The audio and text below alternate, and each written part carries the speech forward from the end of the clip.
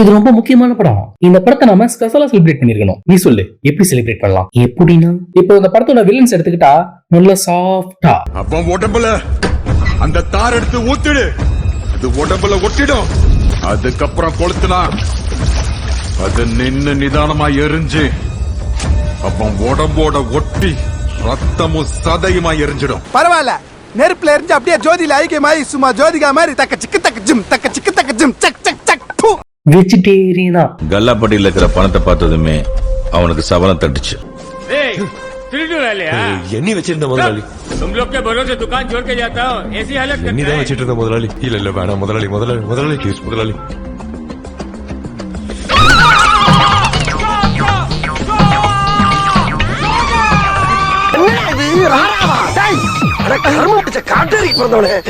தெய்வீகமா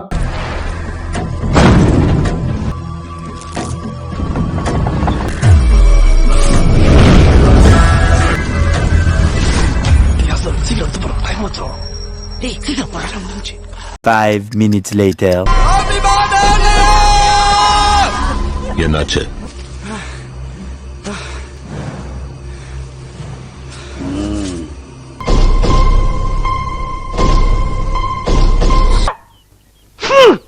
கர்ம கர்மா என்ன இப்படி நாறுது?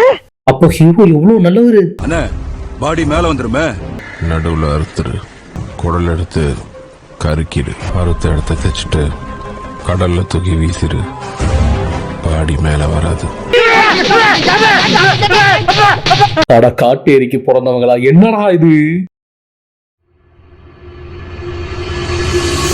நண்பர்களே, இந்த வீடியோ யார் மனதையும் புண்படுத்தும் நோக்கத்துல எடுக்கப்பட்டதல்ல. இது ஒரு முற்றிலும் பொழுதுபோக்குக்காக எடுக்கப்பட்ட வீடியோ. அதனால உங்க வீட்டு பிள்ளையா நினைச்சு எல்லாரும் என்னை மன்னிச்சிருக்க.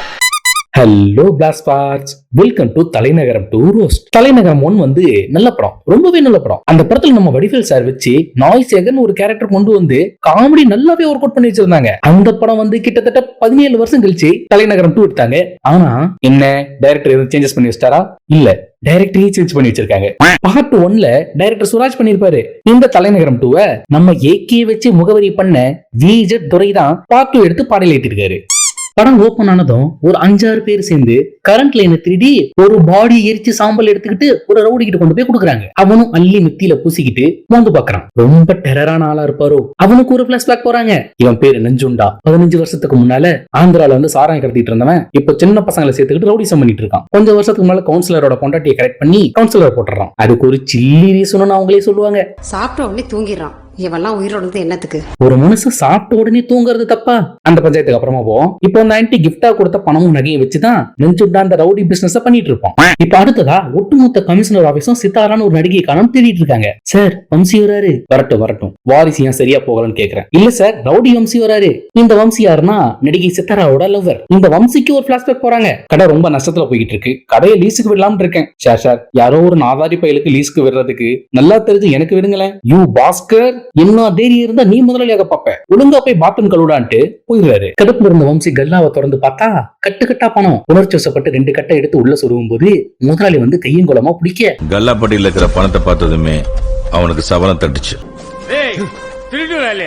எண்ணி வச்சிருந்த முதலாளி, तुम लोग के भरोसे दुकान छोड़ के जाता हूँ, ऐसी हालत எண்ணி தான் வச்சிட்டு இருந்த முதலாளி. இல்ல வேணாம் முதலாளி, முதலாளி முதலாளி ப்ளீஸ் முதலாளி.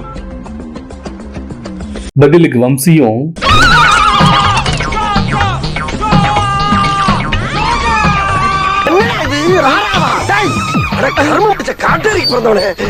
இப்படித்தான் பழத்தை நசுக்கி ரவுடி ஆகியிருப்பான். இப்ப இன்னொரு ரவுடியை காட்டுறாங்க. இந்த ரவுடி படத்துல எதுக்கு காட்டுறாங்கன்னு சத்தியமா புரியல. ஏன்னா இந்த கதைக்கு இவனுக்குமே எந்த சம்பந்தமும் இல்ல. இவன் ஒரு 3 ஆன்டிகளை கைக்குள்ள போட்டுக்கிட்டு ஆன்டிகளை வச்சு பிசினஸ் பண்ணி ஆபீசர்ஸை கரெக்ட் பண்ணி சரக்கு ஓட்டிட்டு இருப்பான்.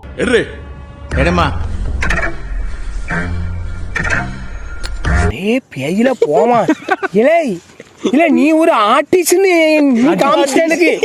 காமிச்சிட்டா.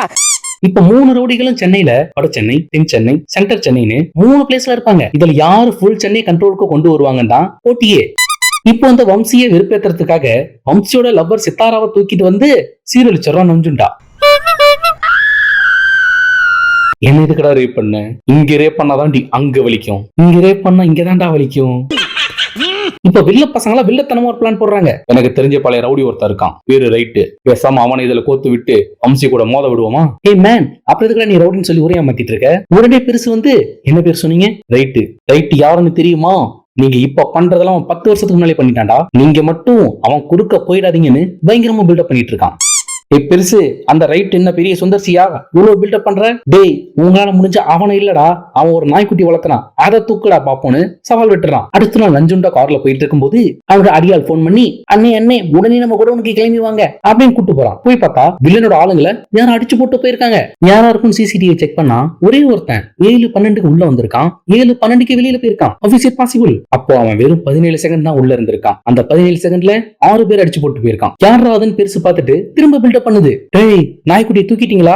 உனக்கு எப்படி பெருசு தெரியும்? அதான் கொம்பு இறங்கிட்டானே, அதான் ரைட் இறங்கிட்டானே. படம் ஸ்டார்ட் ஆகி 30 மினிட்ஸ் கழிச்சுதான் ஹீரோவே காட்டுறாங்க. இப்போ ரைட் ரவுடிசம் எல்லாம் விட்டு கௌரவமா ரியல் எஸ்டேட் எல்லாம் பண்ணிட்டு அமைதியா வாழ்ந்துட்டு இருப்பாரு. இப்போ நடிகை சித்தாரா கேஸ்ல ரைட்டோட மேனேஜருக்கும் சித்தாராக்கும் குறுக்கல் வாங்கல் பிரச்சனையில வம்சி ரைட் தான் ரேப் பண்ணிட்டதா நினைச்சு ரைட்ட துக்க பிளான் பண்ணிட்டு இருக்கான். அந்த நேரம் பார்த்து ரைட்டோட மேனேஜரா வர தம்பி ராமையாவை 5 லட்சம் ரூபாய் ஃபேக் கரன்சி கொடுத்தாருன்னு சொல்லி அரெஸ்ட் பண்ணிடுறாங்க. இந்த வேலை யாரா பண்ணிருப்பான்னு பார்த்தா இன்னொரு ரவுடி இன்வால்வ் ஆகுறான். படத்துல மொத்தம் எத்தனை ரவுடி தான்டா இருக்கீங்க? இப்போ ரைட் அந்த ரவுடியோட பேஸ்க்கு போயிட்டு ஒழுங்கு மரியாதையா அவனை குற்றத்தை ஒத்துக்கிட்டு அரெஸ்ட் ஆக சொல்லு, இல்ல ரைட்டோட இன்னொரு ஃபேஸா பாப்பீங்க அப்படின்னு வார்ன் பண்ணிட்டு வந்துடுறாரு. இந்த நேரம் பார்த்து ரோட்ல ரைட்ட தனியா போயிட்டு இருக்கும்போது ஒரு பொண்ணு லிஃப்ட் கேக்குது. If you don't mind sir, உங்க வீடு பக்கத்துல இருந்தா கொஞ்ச நேரம் சார்ஜ் போட்டுக்கலாமா சார்? லிஃப்ட் கேட்டு வந்த பொண்ணு ஹீரோவை சீட் பண்ணி வீட்டுக்கு போய் தீர்த்துக்கிட்ட பாக்கும். ஆனாலும் தீர்க்கதரிசியா வாழ்ந்துட்டு இருக்க ரைட் டைம்ல கண்டுபிடிச்சு கட்டி போட்டுருவாரு. இப்ப அந்த பொண்ணு அனுப்பின ரவுடிஸ் எல்லாம் வர வச்சு ஒவ்வொருத்தரையும் ரொம்ப கொடூரமா போட்டு தள்ளுறாரு. ஆரம்பத்திலேயே சொல்லணும்னு நினைச்சேன், இந்த படத்துல வயலன்ஸ் கொஞ்சம் இல்ல ரொம்பவே அதிகமா தான் காட்டியிருப்பாங்க. சோ சின்ன பசங்க யாரும் இந்த படத்தை பாத்துறாதீங்க.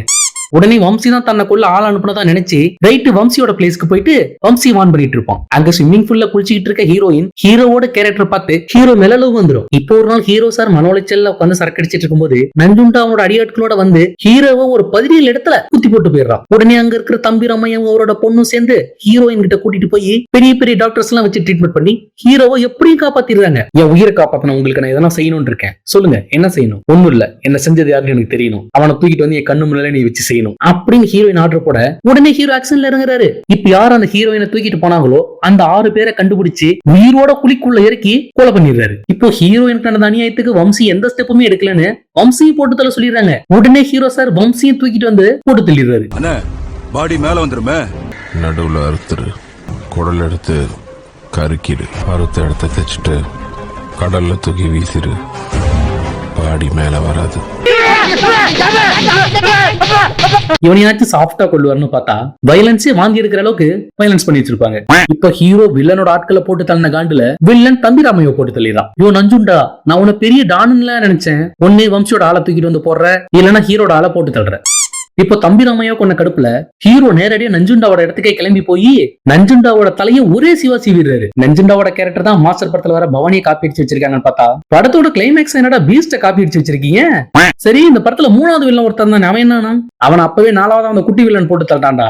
ஆனா படத்தோட ஆரம்பத்திலே சொன்னனே அவனுக்கு இந்த படத்துக்கும் எந்த சம்பந்தமும் இல்லன்னு. இப்ப அந்த 3வது வில்லனால கைவிடப்பட்ட 3 ஆன்டிஸும் ஹீரோ தான் கொண்டுட்டதா நினைச்சு ஹீரோவுக்குள்ள ரிவெஞ்ச் எடுக்கிறாங்க. அப்படியே கட் பண்ணி அடுத்த பாட்டுக்கு லீடு கொடுத்து படத்தை முடிச்சிருக்காங்க. இதோட இந்த ரோஸ்ட் வீடியோ முடிஞ்சது. இந்த வீடியோ உங்களுக்கு பிடிச்சிருந்தா லைக் பண்ணிக்கோங்க, அப்படியே மறக்காம நம்ம சேனலை சப்ஸ்கிரைப் பண்ணிக்கோங்க. திரும்ப இதே போல இன்னொரு இன்ட்ரெஸ்டிங் வீடியோவோட உங்க எல்லாரையும் சந்திக்கிறேன். And this is Vijay Kumar signing off. By.